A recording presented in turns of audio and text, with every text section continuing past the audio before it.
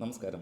നമ്മളൊന്ന് social media നോക്കിക്കഴിഞ്ഞാൽ ഏറ്റവും അധികം യുദ്ധം നടക്കുന്നത് ബീഫിനെ സപ്പോർട്ട് ചെയ്യുന്നവരും കുറച്ചുപേര് ബീഫിനെ എതിർക്കുന്നവരുമാണ്.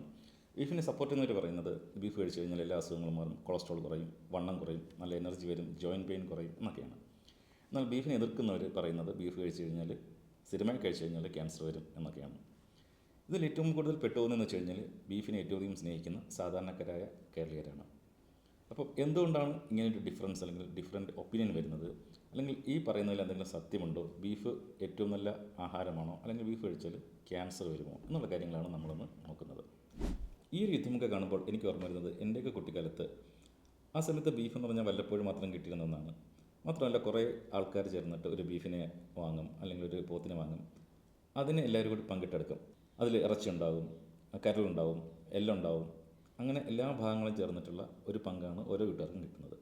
പക്ഷേ ഇപ്പോൾ നമ്മൾ സൂപ്പർ മാർക്കറ്റിൽ പോകുമ്പോഴത്തേക്കും നമുക്ക് ഓരോ പാർട്ടായിട്ടാണ് കിട്ടുന്നത് അല്ലേ?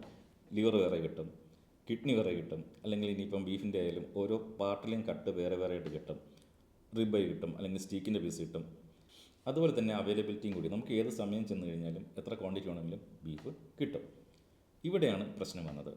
പണ്ട് വല്ലപ്പോഴും വിശേഷ ദിവസങ്ങളിലോ അല്ലെങ്കിൽ ആഴ്ചയിലോ ഒരിക്കലോ കഴിച്ചിരുന്ന ബീഫ് ഇന്ന് ഡെയിലി വേണമെങ്കിൽ 3 നേരവും കഴിക്കാൻ പറ്റുന്ന രീതിയിൽ നമുക്ക് അവൈലബിൾ ആയി തുടങ്ങി. ഇനി നമ്മൾ മെയിനായിട്ട് അറിയാനുള്ളത് എന്താണ് റെഡ് മീറ്റ്, എന്താണ് വൈറ്റ് മീറ്റ്, എന്താണ് പ്രോസസ്ഡ് മീറ്റ് എന്നാണ്. കാരണം എപ്പോഴും റെഡ് മീറ്റാണ് കാർസിനോജനിക് എന്ന് പറയുന്നത്. അപ്പോൾ എന്താണ് റെഡ് മീറ്റ്? റെഡ് മീറ്റ് എന്ന് പറയുമ്പോഴത്തേക്ക് അത് ബീഫ്, മട്ടൺ, പോർക്ക് ഇതിൽ നിന്നുള്ളതാണ്. അത് കുറച്ച് ചുവന്നിരിക്കും, കാരണം അതിൽ മയോഗ്ലോബിൻ കൂടുതലാണ്. ഇനി എന്താണ് വൈറ്റ് മീറ്റ് എന്ന് ചോദിച്ചു കഴിഞ്ഞാൽ അത് ഫിഷ്, ചിക്കൻ ഇതൊക്കെയാണ്. ഇനി ഇത് രണ്ടും കൂടെ അതൊരു യഥാർത്ഥ വില്ലനുണ്ട്, പ്രോസസ്ഡ് മീറ്റ്. നമ്മുടെ സോസേജ്, ബേക്കൺസ് അല്ലെങ്കിൽ ഹോട്ട് ഡോഗ്സ് ഇതൊക്കെ എന്ന് പറഞ്ഞാൽ പ്രോസസ്ഡ് മീറ്റാണ്. ഇത് ശരീരത്തിന് വളരെയധികം ഹാനികരമാണ്. ഈ പ്രോസസ്ഡ് മീറ്റിൽ വളരെയധികം കെമിക്കൽസ് ഉണ്ട്, നൈട്രേറ്റ്സ് ഉണ്ട്, ഹൈ സോഡിയം ഉണ്ട്, അല്ലെങ്കിൽ വളരെയധികം പ്രിസർവേറ്റീവ്സ് ഉണ്ട്. ഇതൊക്കെ ശരീരത്തിന് ഹാനികരമാണ്, ഇതൊക്കെ കാർസിനോജനിക്കുമാണ്. അപ്പം യഥാർത്ഥ വില്ലൻ പ്രോസസ്ഡ് മീറ്റാണ്. അതിനെക്കുറിച്ച് പലപ്പോഴും ആൾക്കാർ സംസാരിക്കുന്നില്ല അല്ലെങ്കിൽ ശ്രദ്ധിക്കുന്നില്ല. ഇനി നമുക്ക് എന്തുകൊണ്ടാണ് ഇങ്ങനെ ഒരു കൺഫ്യൂഷൻ? കാരണം ഒരേ കാര്യത്തെക്കുറിച്ചാണ് രണ്ട് വ്യത്യസ്ത അഭിപ്രായം പറയുന്നത്. അതും രണ്ട് കൂട്ടരും, ബീഫിനെ സപ്പോർട്ട് ചെയ്യുന്നവരും ബീഫിനെ എതിർക്കുന്നവരും സ്റ്റഡീസിൻ്റെ ബേസിസിലാണ് പറയുന്നത്. ഇന്ന സ്റ്റഡീസിൽ ഇങ്ങനെ കണ്ടു എന്നൊക്കെ. എന്തുകൊണ്ട് ഇങ്ങനെ ഒരു ഡിഫറൻസ് അല്ലെങ്കിൽ ഒരു ഡിഫറൻറ്റ് ഒപ്പീനിയൻ ഒരേ കാര്യത്തെക്കുറിച്ച് ഉണ്ടാകുന്നത് നമുക്ക് നോക്കാം. കാരണം ഈ പറയുന്ന സ്റ്റഡീസൊക്കെ എപ്പോഴും ഒരു ഒബ്സർവേഷണൽ സ്റ്റഡീസാണ്. ഇനി എന്താണ് ഒബ്സർവേഷണൽ സ്റ്റഡീസ് എന്ന് വെച്ച് കഴിഞ്ഞാൽ, നമ്മളിപ്പം പറയുകയാണ് ഒരാൾ ബീഫ് കഴിച്ചു, അല്ലെങ്കിൽ 5 വർഷം ബീഫ് കഴിച്ചപ്പോഴത്തേക്ക് ക്യാൻസർ വന്നു, അല്ലെങ്കിൽ ഹാർട്ട് ഡിസീസ് വന്നു എന്ന് പറയുന്നു. പക്ഷേ ഇയാൾ ഈ 5 വർഷവും ബീഫ് മാത്രമാണോ കഴിക്കുന്നത്? അല്ല. ആൾ ചിലപ്പം പുകവലിക്കുന്നുണ്ടാവാം, മദ്യപിക്കുന്നുണ്ടാവാം, കാരണം ഒബിസിറ്റി ഉണ്ടാവാം, അല്ലെങ്കിൽ അയാൾക്ക് എന്തെങ്കിലും ഹാർട്ട് ഡിസീസ് പാരമ്പര്യമായിട്ടുണ്ടാകാം. അപ്പം ഇങ്ങനെ കുറേ ഫാക്ടേഴ്സ് ചേർന്നിട്ടാണ് അയാൾക്ക് ഹാർട്ട് ഡിസീസ് ഉണ്ടാകുന്നത്. അത് ബീഫിനെ മാത്രം നമുക്കിവിടെ കുറ്റം പറയാൻ പറ്റില്ല. അതുകൊണ്ട് തന്നെ ഇങ്ങനെ ഒരു ഡയറ്റിനെ കുറിച്ചുള്ള സ്റ്റഡീസ് നടത്തണമെങ്കിൽ നമുക്ക് പലപ്പോഴും വർഷങ്ങളെടുക്കും. ചിലപ്പം 10-20 വർഷം എടുത്തു കഴിഞ്ഞാൽ മാത്രമേ നമുക്ക് ഒരു ഡയറ്റ് എന്തെങ്കിലും നമുക്ക് ആരോഗ്യ പ്രശ്നങ്ങൾ ഉണ്ടാക്കുമോ എന്ന് പറയാൻ പറ്റുള്ളൂ. അല്ലാതെ ഒരു കൂട്ടം ആൾക്കാരെ എടുത്തിട്ട് ഒരു ഒബ്സർവേഷൻ സ്റ്റഡി എടുത്തിട്ട് ഇത് ബീഫ് നല്ലതാണ് അല്ലെങ്കിൽ ബീഫ് മോശമാണെന്ന് പറയാൻ പറ്റില്ല. അതുകൊണ്ടാണ് ഈ ഒരു ഡിഫറൻറ്റ് ഒപ്പീനിയൻ പലപ്പോഴും വരുന്നത്. അപ്പോൾ അതിനകത്ത് ബീഫ് ഒരു മോശം ഫുഡാണ് അല്ലെങ്കിൽ ക്യാൻസർ ഉണ്ടാക്കുന്ന ഫുഡ് എന്നാണോ? ഒരിക്കലുമല്ല. ബീഫ് എന്ന് പറഞ്ഞാൽ വളരെ ന്യൂട്രീഷ്യസ് ആയ ഒരു ഫുഡാണ്. എന്തൊക്കെയാണ് ബീഫിൻ്റെ ഹെൽത്ത് ബെനിഫിറ്റ്സ് അല്ലെങ്കിൽ എന്താണ് അതിൻ്റെ ഗുണങ്ങൾ നമുക്ക് നോക്കാം. നമ്മളിപ്പോൾ ഒരു 100 ഗ്രാം ബീഫ് എടുത്തു കഴിഞ്ഞാൽ അതിൽ 287 കലോറി ഉണ്ട്. ഇപ്പോൾ നമ്മൾ 100 ഗ്രാം ബീഫ് എടുത്തു കഴിഞ്ഞാൽ അതിൽ 19 ഗ്രാം പ്രോട്ടീനുണ്ട്. അതും ഒരു കംപ്ലീറ്റ് പ്രോട്ടീനാണ്. ബോഡിക്ക് വേണ്ടുന്ന എല്ലാ അമിനോ ആസിഡുള്ള പ്രോട്ടീനാണ് ബീഫിലുള്ളത്. പിന്നെ അതിൽ 21 ഗ്രാം ഫാറ്റ് ഉണ്ട്, സാച്ചുറേറ്റഡ് ഫാറ്റ്. അത് നമ്മളെപ്പോഴും ശ്രദ്ധിക്കണം. ഫാറ്റ് അതിൽ 100 ഗ്രാമിൽ 21 ഗ്രാം ഫാറ്റ് ഉണ്ട്. അതിൽ നല്ലൊരു ശതമാനം സാച്ചുറേറ്റഡ് ഫാറ്റാണ്. അത് നമ്മുടെ ആരോഗ്യത്തിന് അത്ര നല്ലതല്ല. ഇനി നമ്മൾ എടുത്തു കഴിഞ്ഞാൽ വൈറ്റമിൻ B12. നമുക്ക് ഒരു ദിവസം വേണ്ടുന്ന വൈറ്റമിൻ B12 100 ഗ്രാം ബീഫിൽ ഉണ്ട്. ഈ B12 എന്ന് വെച്ച് കഴിഞ്ഞാൽ നമ്മുടെ നെർവിൻ്റെ ഫംഗ്ഷൻസ് അല്ലെങ്കിൽ ബ്രെയിനിൻ്റെ ഫംഗ്ഷൻസിനൊക്കെ വളരെ അത്യാവശ്യമാണ്. അത് വെജിറ്റേറിയൻ ഫുഡിൽ B12 ഉണ്ടാവില്ല. അതുപോലെ തന്നെ സിങ്ക്, നമ്മുടെ ഇമ്മ്യൂണിറ്റിക്ക് അല്ലെങ്കിൽ ടെസ്റ്റോസ്റ്ററോൺ പ്രൊഡക്ഷൻ ഇതിനൊക്കെ സിങ്ക് അത്യാവശ്യമാണ്. സിങ്ക് നന്നായിട്ടുണ്ട്. പിന്നെ ഹീം അയൺ, നമ്മൾ അയൺ കണ്ടന്റ് വളരെയധികം കൂടുതലാണ്. കാരണം നമുക്ക് ഒരിക്കലും പച്ചക്കറികൾ കഴിച്ചിട്ട് നമുക്ക് ആവശ്യത്തിനുള്ള അയൺ ഉണ്ടാക്കാൻ പറ്റില്ല. ബീഫ് നല്ലൊരു അയണിൻ്റെ സോഴ്സാണ്. ഇപ്പോൾ ഞാൻ നോക്കിക്കഴിഞ്ഞാൽ കാർബോഹൈഡ്രേറ്റ് വളരെ കുറവാണ്, 0 കാർബാണ്. അതുകൊണ്ട് തന്നെ ഡയബറ്റീസ് ആയിട്ടുള്ള ആൾക്കാർക്ക് അത് വളരെ നല്ലതാണ്. അപ്പം ബീഫ് എന്ന് പറഞ്ഞാൽ വളരെയധികം ന്യൂട്രീഷ്യസ് ആയ ഒരു ഫുഡാണ്. പലപ്പോഴും അതിൻ്റെ ക്വാണ്ടിറ്റി അല്ലെങ്കിൽ അത് എങ്ങനെ കുക്ക് ചെയ്യുന്നു എന്ന രീതിയിലാണ് പലപ്പോഴും അതിനൊരു മോശം വരുന്നത് അല്ലെങ്കിൽ ഒരു മോശം അഭിപ്രായം ഉണ്ടാകുന്നത്. നമ്മളിപ്പം ബീഫിൻ്റെ ഗുണങ്ങളെക്കുറിച്ച് കണ്ടു അല്ലേ?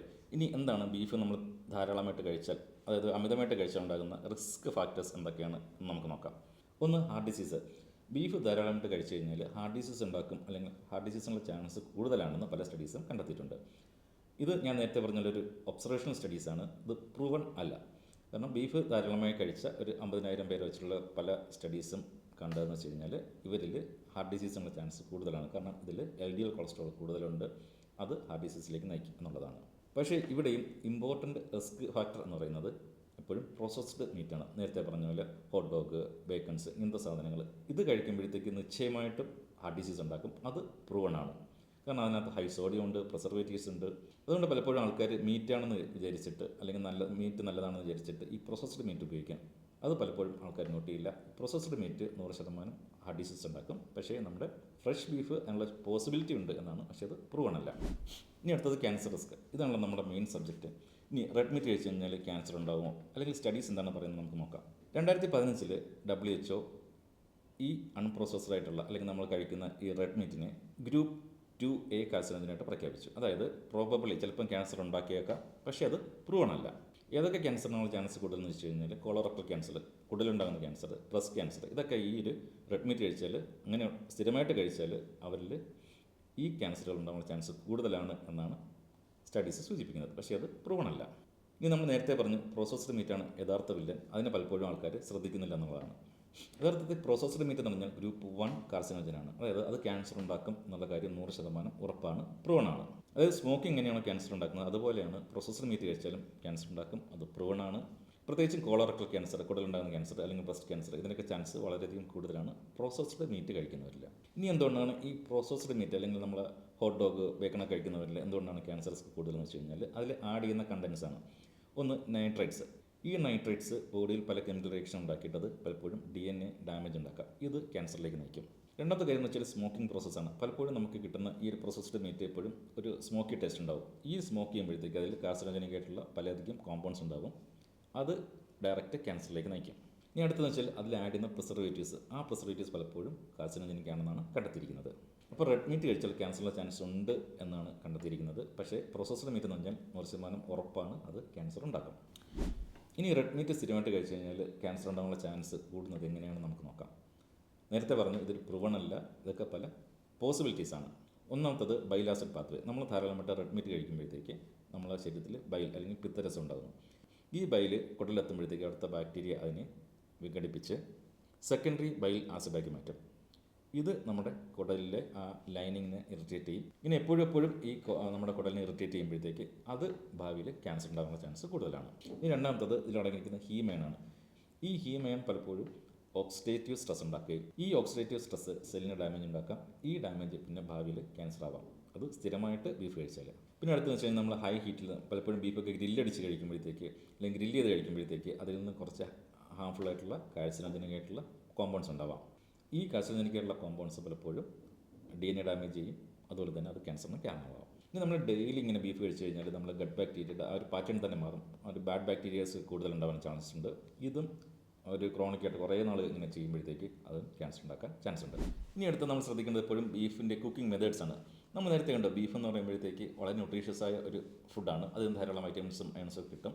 പക്ഷേ നമ്മൾ അത് റോങ് ആയിട്ടുള്ള രീതിയിൽ കുക്ക് ചെയ്ത് കഴിഞ്ഞാൽ അത് നമുക്ക് ദോഷം ചെയ്യും.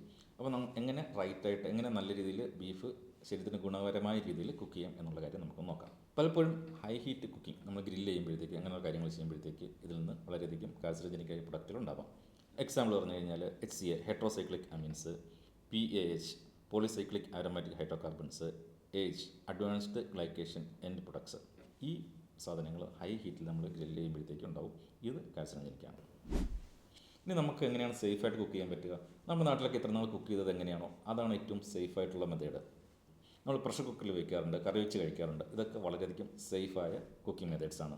ഇനി നമ്മൾ എപ്പോഴെങ്കിലും ഗ്രില്ല് ചെയ്യണമെങ്കിൽ എപ്പോഴും നമ്മൾ ഫ്ലിപ്പ് ചെയ്യണം, അത് ബേൺ ആവാൻ സമ്മതിക്കരുത്. ഇനി ഏതെങ്കിലും ബേണായ പാർട്ട് ഉണ്ടെങ്കിൽ അതെപ്പോഴും നമ്മൾ കട്ട് ചെയ്ത് കളയണം. ഇനി അടുത്തത് മാരിനേറ്റ് ചെയ്യുക. ഈ മാരിനേറ്റ് ചെയ്യുമ്പോഴത്തേക്ക് അത് പുതിയ കാര്യമൊന്നുമല്ല, നമ്മൾ പണ്ടേ ചെയ്തുകൊണ്ടിരിക്കുന്ന കാര്യമാണ്.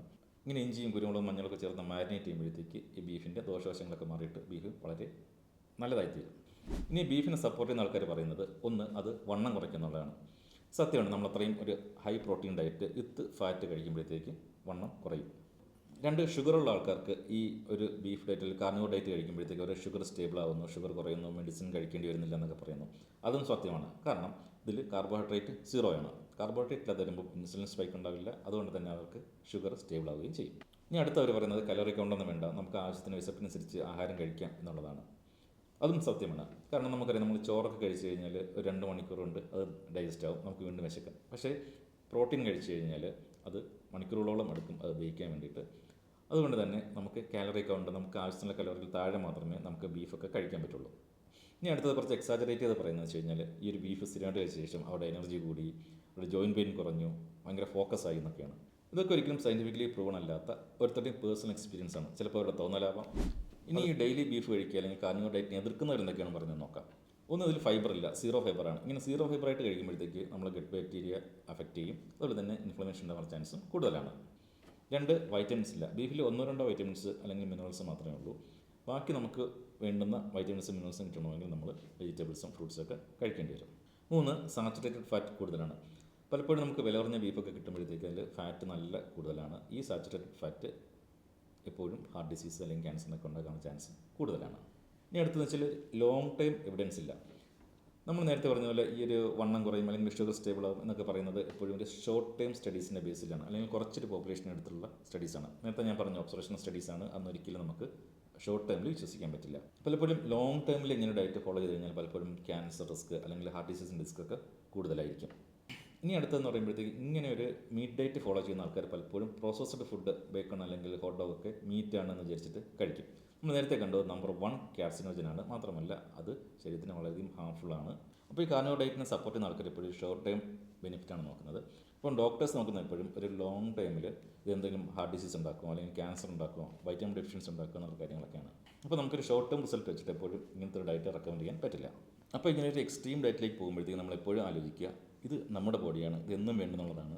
അല്ലാതെ യൂട്യൂബിൽ ഏതെങ്കിലും ഇൻഫ്ലുവൻസറിൻ്റെ എക്സ്ട്രീമിന് വേണ്ടിയിട്ട് വിട്ടുകൊടുക്കേണ്ട ഒന്നല്ല നമ്മുടെ ബോഡി എന്നുള്ള ബോധം എപ്പോഴും നമുക്ക് വേണം. നമുക്ക് എപ്പോഴും വേണ്ടുന്ന ഒരു ബാലൻസ്ഡ് ഡയറ്റാണ്. ഒരു മോഡറൈസേഷൻ വേണം എല്ലാത്തിലും. നമുക്ക് ആവശ്യത്തിന് ബീഫ് കഴിക്കാം, ഫ്രൂട്ട്സ് കഴിക്കാം, വെജിറ്റബിൾസ് കഴിക്കാം, ചോറ് കഴിക്കാം. അല്ലാതെ ഏതെങ്കിലും ഒരു എക്സ്ട്രീം ഡയറ്റിലേക്ക് എപ്പോഴും പോകാതിരിക്കാൻ നോക്കുക. നമ്മൾ നേരത്തെ കണ്ട ബീഫ് എന്ന് പറഞ്ഞാൽ വളരെ ന്യൂട്രീഷ്യസ് ആയ ഒന്നാണ്. പക്ഷേ അത് ഓവറായിട്ട് കഴിച്ച് കഴിഞ്ഞാൽ ശരീരത്തിന് പലധികം പ്രശ്നങ്ങളുണ്ടാക്കും. അപ്പോൾ നമുക്കിങ്ങനെ ക്ലോസ് ചെയ്യാം അല്ലേ. ബീഫ് എന്ന് പറയുമ്പോഴത്തേക്ക് വളരെ ന്യൂട്രീഷ്യസ് ആയ ഒരു ഫുഡാണ്. പക്ഷേ അത് നമ്മൾ ലിമിറ്റഡ് ആയിട്ട് വേണം കഴിക്കാൻ. അപ്പോൾ ബീഫ് കഴിക്കുമ്പോഴത്തേക്ക് നമ്മൾ ശരിയായി കുക്ക് ചെയ്യുക, ശരിയായ അളവിൽ കഴിക്കുക, ശരിയായി മാരിനേറ്റ് ചെയ്യുക. അപ്പം ബീഫ് എന്ന് പറയുമ്പോൾ ഒരു വില്ലനും അല്ല, ഒരു ഹീറോയും അല്ല. അത് നമ്മുടെ ഡെയിലി ലൈഫിലുള്ള ഒരു ആഹാരം മാത്രമാണ്. ഇപ്പോൾ നിങ്ങൾക്ക് എൻ്റെ സയൻസ് മനസ്സിലായി, 2 ഭാഗത്തെയും വാദങ്ങൾ മനസ്സിലായി. ഇനി നിങ്ങൾക്ക് ഡിസൈഡ് ചെയ്യാം എത്ര നേരം ബീഫ് കഴിക്കണം അല്ലെങ്കിൽ എങ്ങനെ ബീഫ് കഴിക്കണം എന്നുള്ള കാര്യം. ഈ വീഡിയോ നിങ്ങൾക്ക് ഇഷ്ടമെങ്കിൽ നിങ്ങൾ ലൈക്ക് ചെയ്യുക, ഡെയിലി ബീഫ് കഴിക്കുക, നിങ്ങളുടെ ഫ്രണ്ടിനെ ഇത് ഷെയർ ചെയ്ത് കൊടുക്കുക. ഇനി നിങ്ങൾ കമൻറ്റിൽ പറയൂ, ഒരു ദിവസം നിങ്ങൾ എത്ര ബീഫ് കഴിക്കാറുണ്ട്.